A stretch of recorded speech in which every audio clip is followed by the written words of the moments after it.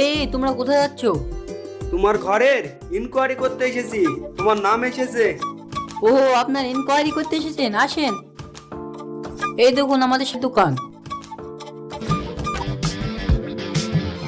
এই দেখো, এটা আমাদের দুতলা বাড়ি।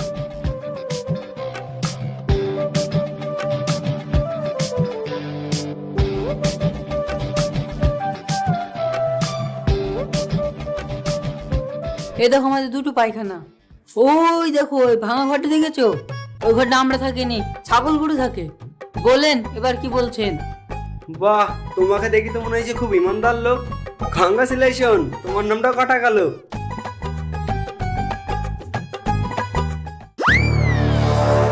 তোমার ঘর কনফার্ম, কোনো চিন্তা করার কারণ নাই।